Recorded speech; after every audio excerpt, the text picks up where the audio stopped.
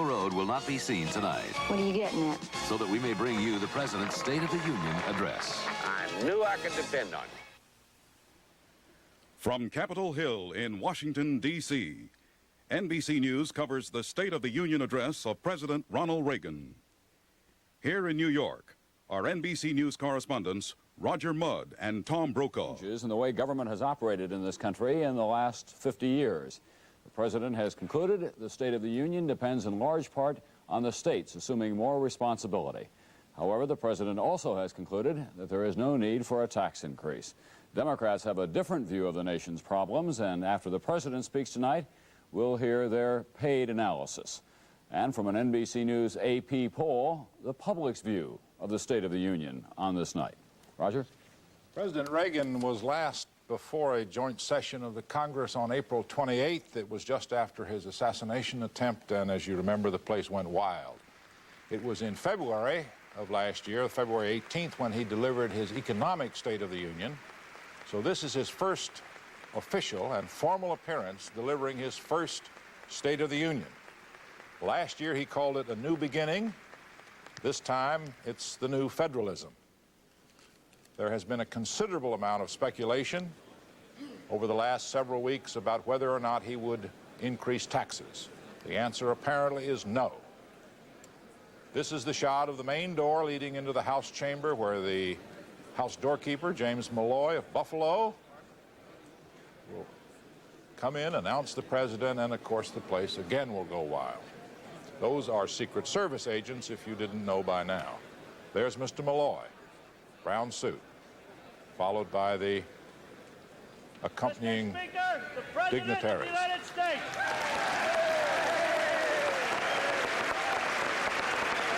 A position on the aisle, of course, is a coveted one. It means that you get your picture on the tube with the President.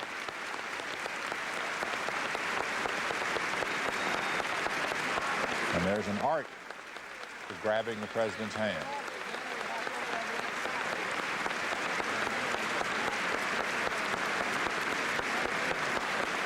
Congressman Montgomery of Mississippi always positions himself on the aisle, and Mrs. Montgomery, his mother down in Mississippi, always tells him that she saw it.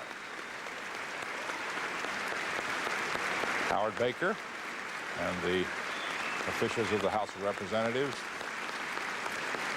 There's the cabinet and the White House staff, Deaver, Baker, Casey, shaking hands with Speaker O'Neill, Vice President Bush. The President will have a split cheering section behind him tonight with Vice President Bush to your left as we look at the President speaking, and of course House Speaker Thomas O'Neill to your right, who's been very critical of the President's program, including an advance look at this one.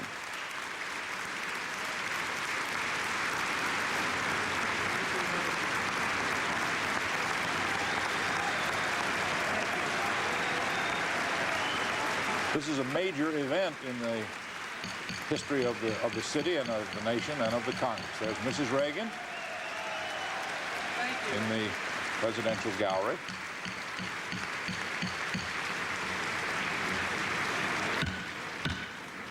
Members will be seated. Members of the Congress, I have the high privilege and the distinct honor of presenting to you the President of the United States.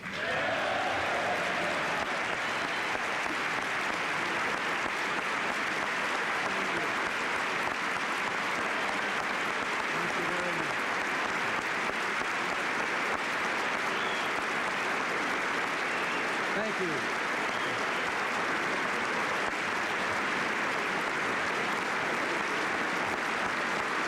Mr. Speaker,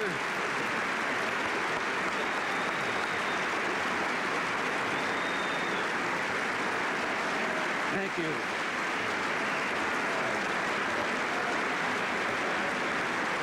Thank you very much.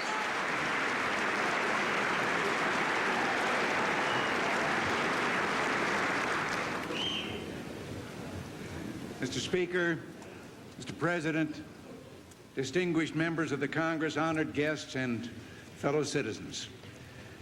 Today marks my first State of the Union address to you, a constitutional duty as old as our republic itself.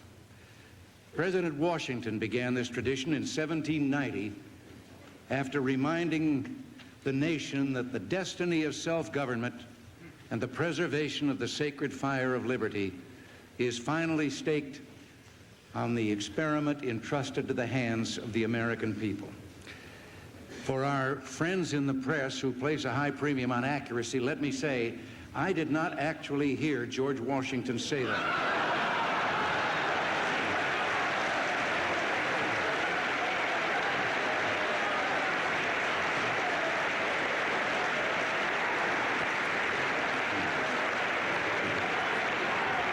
But it is a matter of historic record.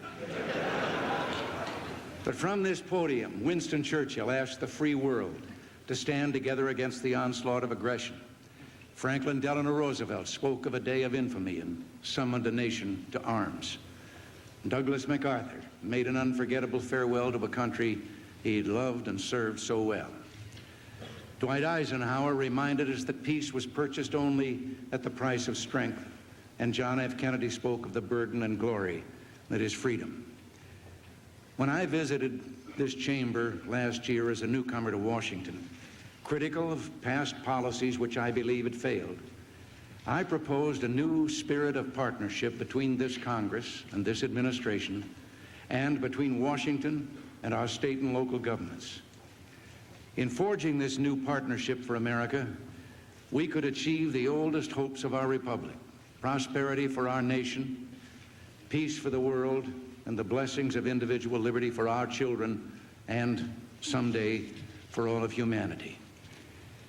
It's my duty to report to you tonight on the progress that we have made in our relations with other nations, on the foundation we've carefully laid for our economic recovery, and finally on a bold and spirited initiative that I believe can change the face of American government and make it again the servant of the people. Seldom have the stakes been higher for America. What we do and say here will make all the difference to auto workers in Detroit, lumberjacks in the Northwest, steel workers in Steubenville who are in the unemployment lines, to black teenagers in Newark and Chicago, to hard-pressed farmers and small businessmen, and to millions of everyday Americans who harbor the simple wish of a safe and financially secure future for their children. To understand the State of the Union, we must look not only at where we are and where we're going, but where we've been. The situation at this time last year was truly ominous. The last decade has seen a series of recessions. There was a recession in 1970, in 1974, and again in the spring of 1980. Each time, unemployment increased and inflation soon turned up again. We coined the word stagflation to describe this. Government's response to these recessions was to pump up the money supply and increase spending. In the last 6 months of 1980, as an example, the money supply increased at the fastest rate in post-war history, 13%. Inflation remained in double digits, and government spending increased at an annual rate of 17%. Interest rates reached a staggering 21.5%. There were 8 million unemployed. Late in 1981, we sank into the present recession, largely because continued high interest rates hurt the auto industry and construction, and there was a drop in productivity, and the already high unemployment increased. This time, however, things are different. We have an economic program in place completely different from the artificial quick fixes of the past. It calls for a reduction of the rate of increase in government spending, and already that rate has been cut nearly in half. But reduced spending alone isn't enough. We've just implemented the first and smallest phase of a 3-year tax rate reduction designed to stimulate the economy and create jobs. Already, interest rates are down to 15.75%, but they must still go lower. Inflation is down from 12.4% to 8.9%, and for the month of December, it was running at an annualized rate of 5.2%. If we had not acted as we did, things would be far worse for all Americans than they are today.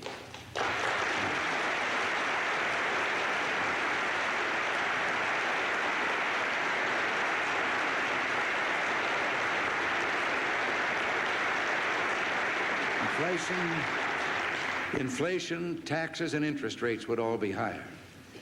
A year ago, Americans' faith in their governmental process was steadily declining.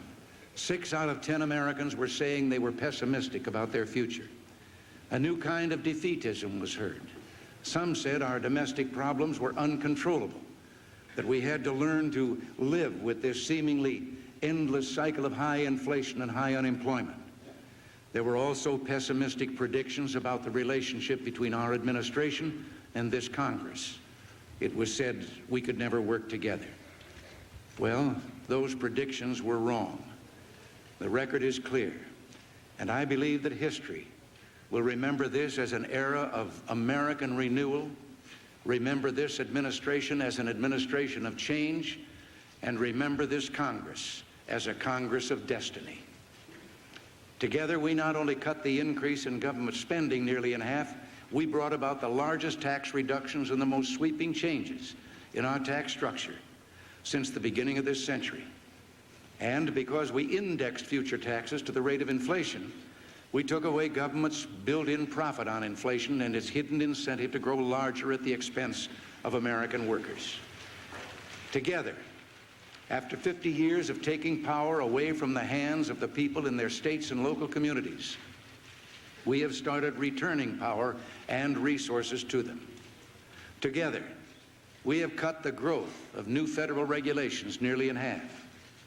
In 1981, there were 23,000 fewer pages in the Federal Register which lists new regulations than there were in 1980.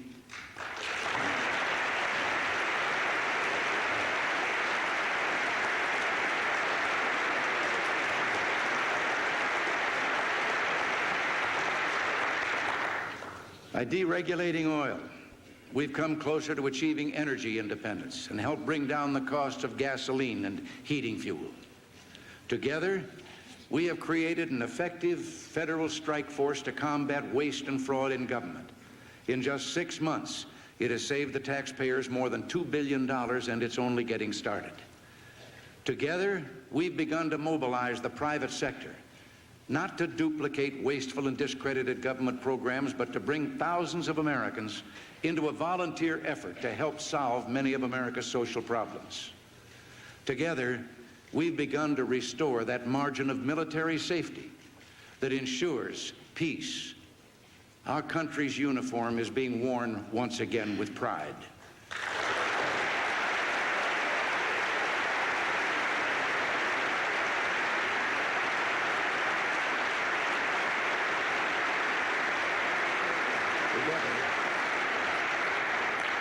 Together, we have made a new beginning, but we have only begun. No one pretends that the way ahead will be easy. In my inaugural address last year, I warned that the ills we suffer have come upon us over several decades. They will not go away in days, weeks, or months, but they will go away because we as Americans have the capacity now, as we've had it in the past, to do whatever needs to be done to preserve this last and greatest bastion of freedom.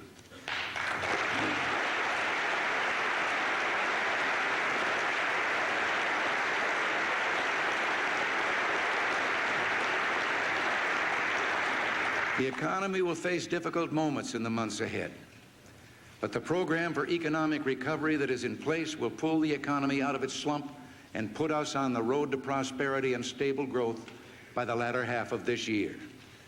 And that is why I can report to you tonight that in the near future, the State of the Union and the economy will be better, much better, if we summon the strength to continue on the course that we've charted.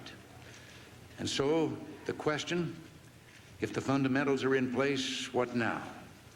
Well, 2 things. First, we must understand what's happening at the moment to the economy. Our current problems are not the product of the recovery program that's only just now getting underway, as some would have you believe.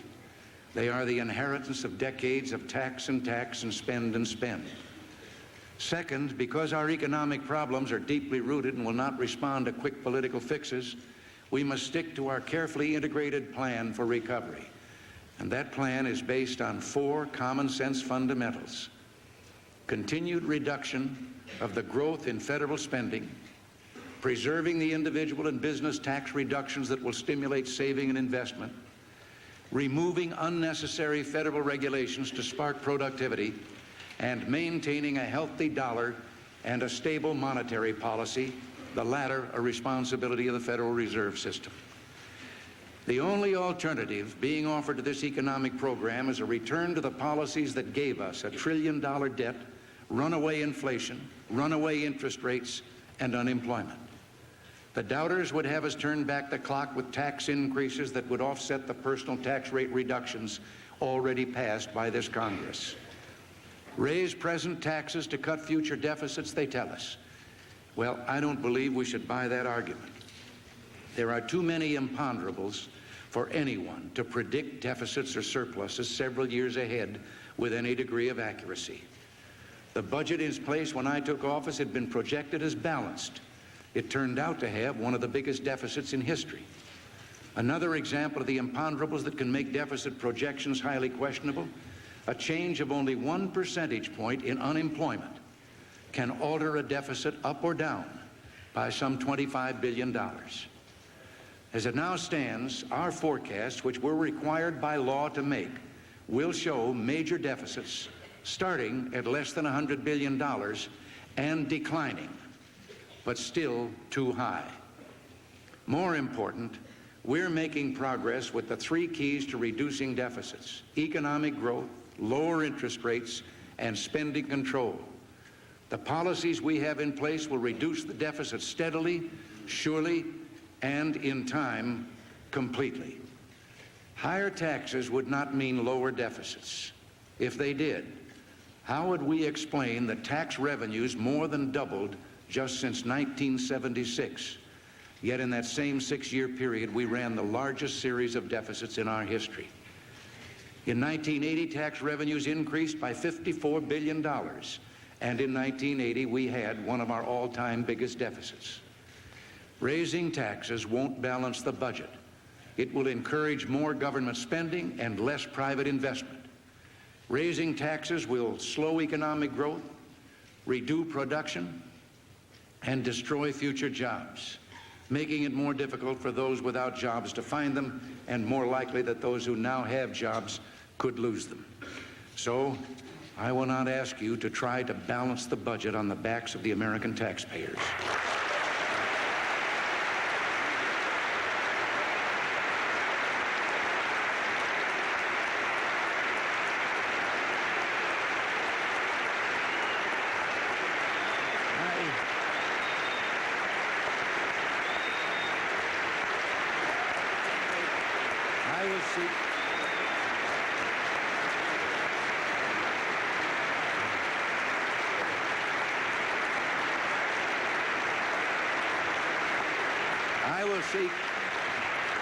I will seek no tax increases this year, and I have no intention of retreating from our basic program of tax relief.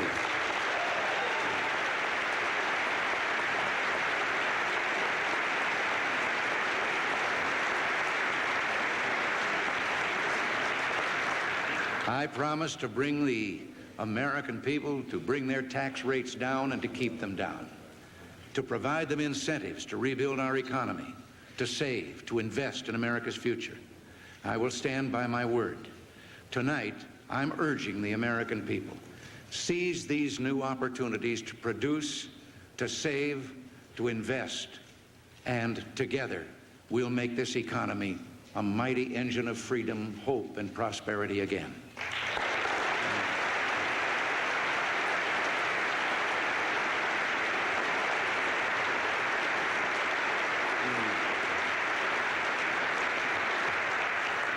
Now, the budget deficit this year will exceed our earlier expectations. The recession did that. It lowered revenues and increased costs.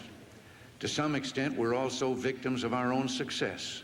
We brought inflation down faster than we thought we could, and have thus deprived...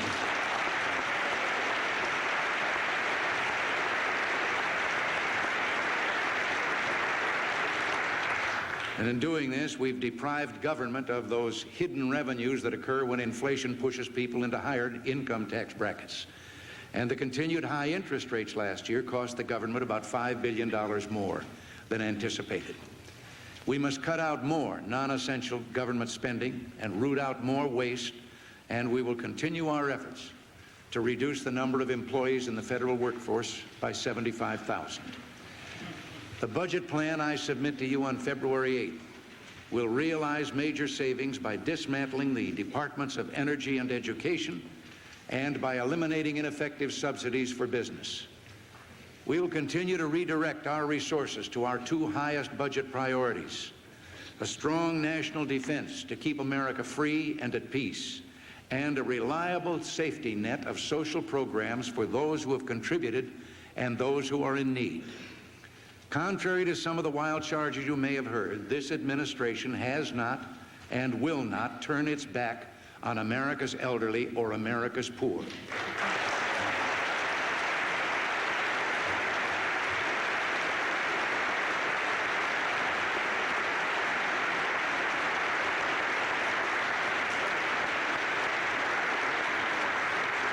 Under the new budget, funding for social insurance programs will be more than double the amount spent only 6 years ago.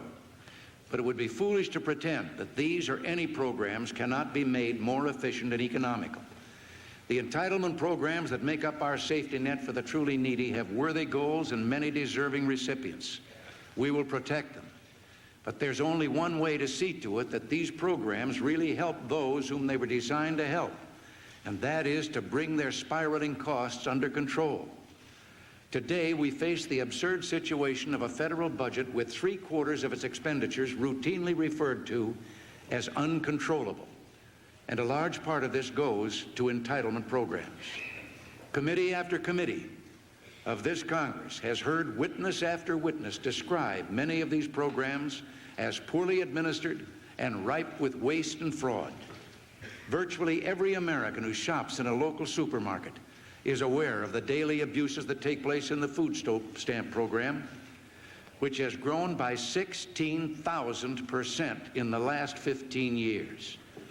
Another example is Medicare and Medicaid, programs with worthy goals, but whose costs have increased from $11.2 billion to almost $60 billion, more than 5 times as much in just 10 years. Waste and fraud are serious problems. Back in 1980, federal investigators testified before one of your committees that corruption has permeated virtually every area of the Medicare and Medicaid health care industry. One official said many of the people who were cheating the system were very confident that nothing was going to happen to them. Well, something is going to happen.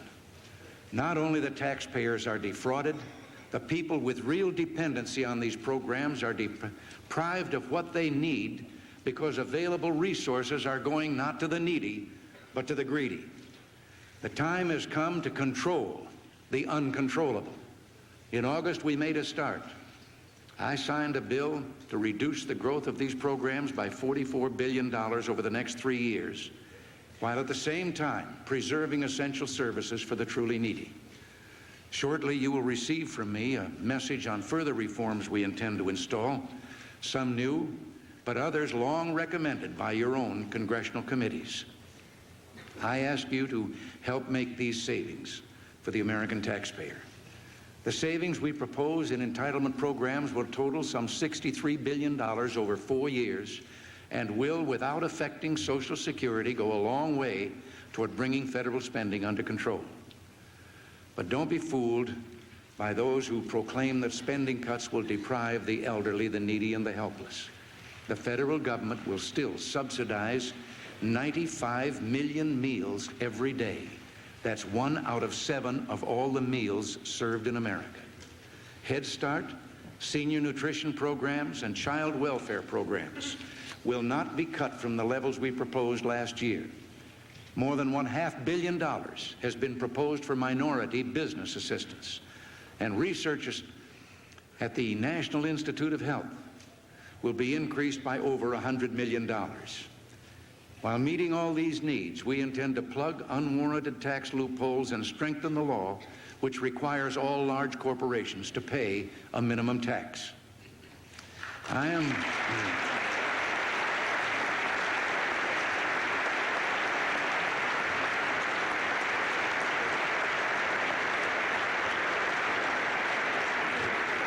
I am confident the economic program we've put into operation will protect the needy while it triggers a recovery that will benefit all Americans. It will stimulate the economy, result in increased savings, and provide capital for expansion, mortgages for home building, and jobs for the unemployed.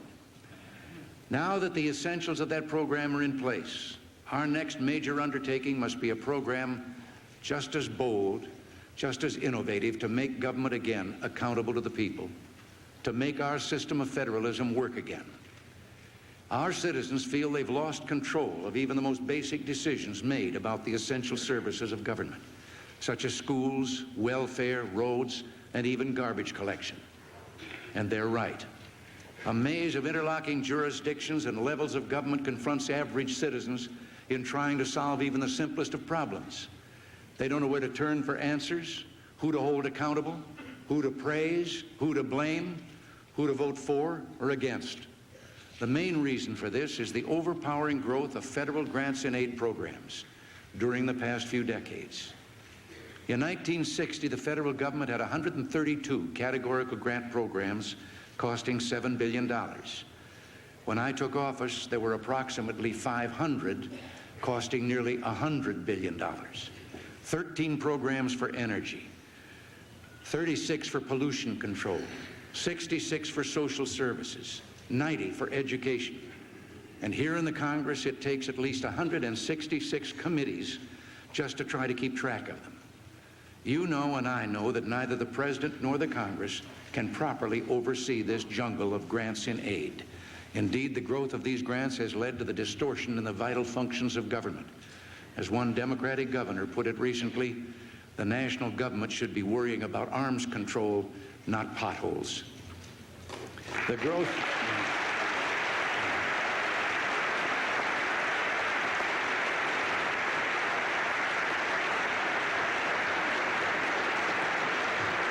growth in these federal programs has, in the words of one intergovernmental commission, made the federal government more pervasive, more intrusive, more unmanageable, more ineffective and costly, and above all, more accountable.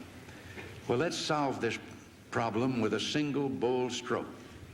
The return of some $47 billion in federal programs to state and local government, together with the means to finance them, and a transition period of nearly 10 years to avoid unnecessary disruption. I will shortly send this Congress a message describing this program. I want to emphasize, however, that its full details will have been worked out only after close consultation with congressional, state, and local officials. Starting in fiscal 1984, the federal government will assume full responsibility for the cost of the rapidly growing Medicaid program to go along with its existing responsibility for Medicare. As part of a financially equal swap, the states will simultaneously take full responsibility for aid to families with dependent children and food stamps.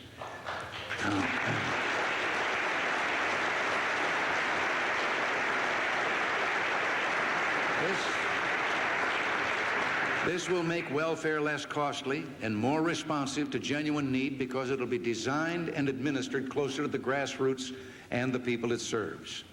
In 1984, the federal government will apply the full proceeds from certain excise taxes to a grassroots trust fund that will belong in fair shares to the 50 states.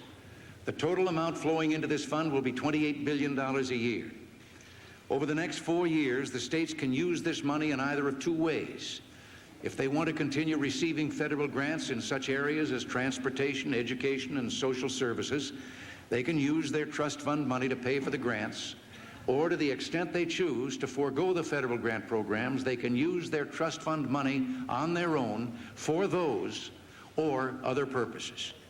There will be a mandatory pass-through of part of these funds to local governments.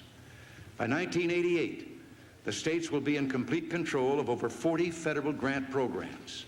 The trust fund will start to phase out, eventually to disappear, and the excise taxes will be turned over to the states. They can then preserve, lower, or raise taxes on their own and fund and manage these programs as they see fit. In a single stroke, We will be accomplishing a realignment that will end cumbersome administration and spiraling costs at the federal level, while we ensure these programs will be more responsive to both the people they're meant to help and the people who pay for them. Hand in hand with this program to strengthen the discretion and flexibility of state and local governments, we're proposing legislation for an experimental effort to improve and develop our depressed urban areas in the 1980s and 90s. This legislation will permit states and localities to apply to the federal government for designation as urban enterprise zones. A broad range of special economic incentives in the zones will help attract new business, new jobs,